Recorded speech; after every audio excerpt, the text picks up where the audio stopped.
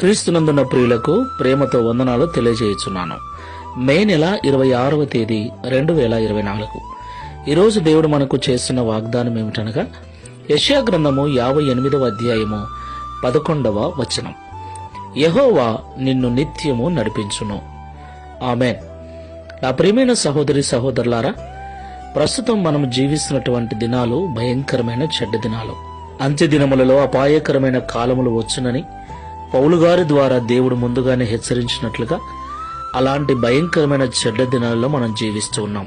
మనుషులను నమ్మటానికి లేదు, కాలాన్ని పరిస్థితులను నమ్మటానికి లేదు. ఎటు చూసినా పాపము, ఎటు చూసినా శాపము, భయంకరమైన తెగుళ్ళు, రోగాలు. ఇంటి నుండి బయటికి వెళ్ళిన వ్యక్తి క్షేమంగా ఇండ్లు చేరుతాడన్న నమ్మకం లేనటువంటి దినాలలో మనం జీవిస్తున్నాం. ఇలాంటి భయంకరమైన దినాలలో దేవుని యొక్క నడిపింపు, దేవుని యొక్క కాపుదల మనకు అవసరం.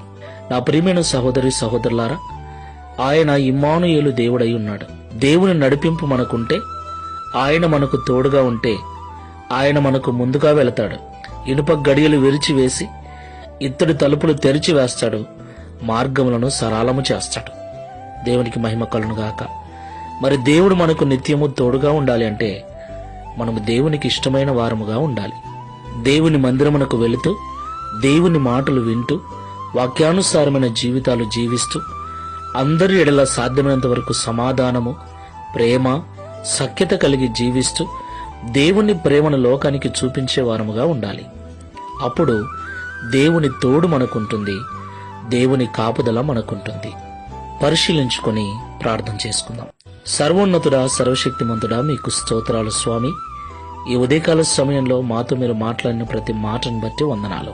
ఇవి భయంకరమైన చెడ్డ దినాలు, అపాయకరమైన కాలములు. నిజమే, మా కళ్ళ ముందు తిరుగుతూ ఎంతో మంది లోకాన్ని విడిచి వెళ్ళిపోతున్నారు. మేము కూడా ఒకరోజు వెళ్ళవలసిన వారమే. అయితే మేము వెళ్లే లోపుగా, మా ఆయుర్ధానము తీరే లోపుగా నీతో కలిసి సంతోషంగా జీవించున్నట్లు నీ కాపుదల మాకు అవసరం. ఈ భయంకరమైన చెడ్డ దినాలలో నీ నడిపింపు మాకు అవసరం. ప్రియ తండ్రి, మీరు మాకు నిత్యము తోడుగా ఉండి నడిపించున్నట్లుగా మేము నిన్ను సంతోషపెట్టే బిడ్డలముగా, మీరు ఇష్టపడే పిల్లలముగా ఉండుటకు సహాయం చేయండి.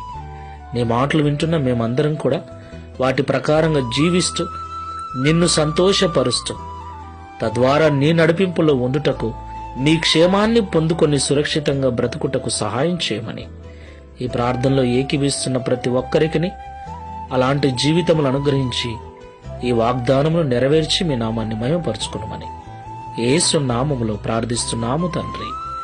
ఆమేన్. Praise the Lord. God bless you.